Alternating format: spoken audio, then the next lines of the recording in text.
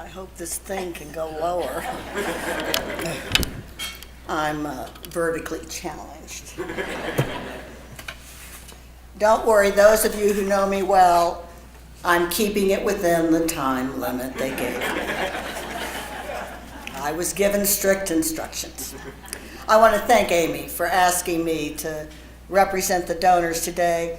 Jim and I have been coming to this particular event, as well as others, for many years, and it's one we never want to miss.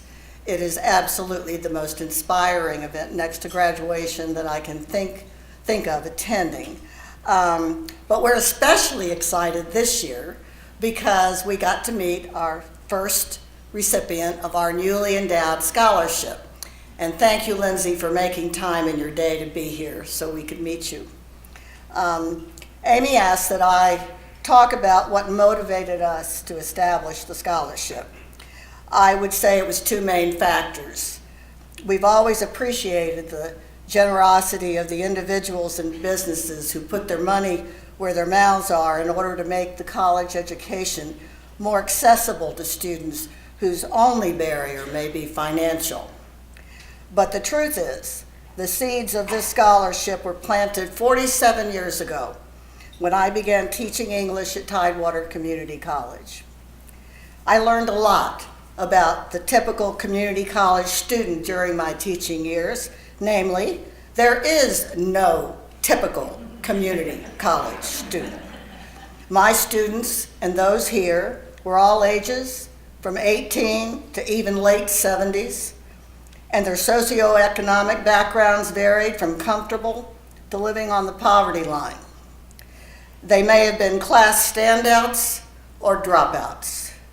Many of them were the first person in their family to go to college, as was I, and it made all of the difference in the world in my life, and I had to get help as well. And yes, our students come in all sizes, shapes, and colors. Name any demographic, ethnic, religious, political, they're all here.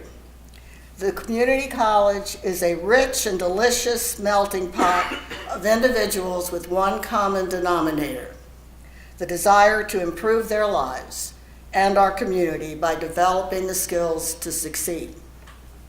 I'm going to share the story of one such student in my writing classes. She was a divorced mother in her late 40s with 3 teenage kids. She was holding down 2 part-time jobs to make ends meet.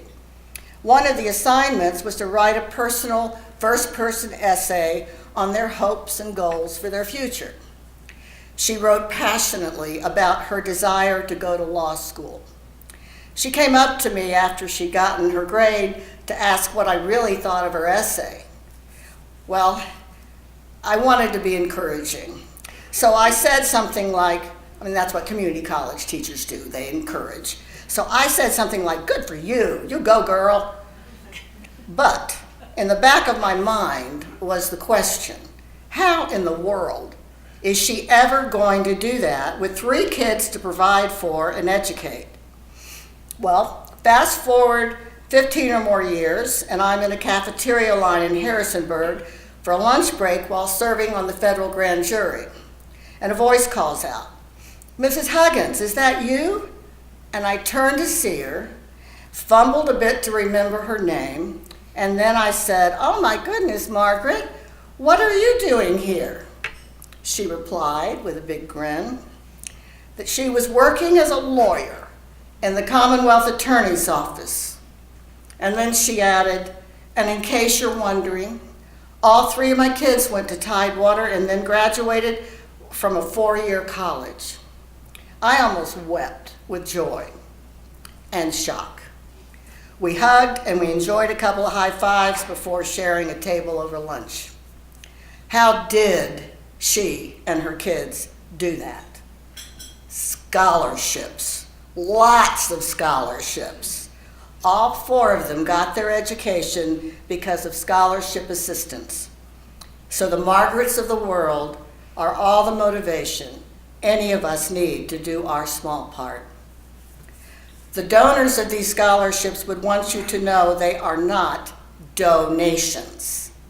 They are rock-solid investments in the future of our community through education for anyone who seeks it.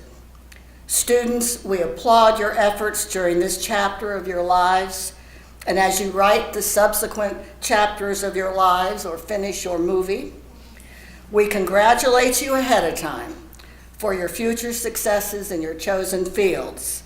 The bottom line, we believe in you, and we are grateful for students like you who give us hope for a better community and a better world. Thanks.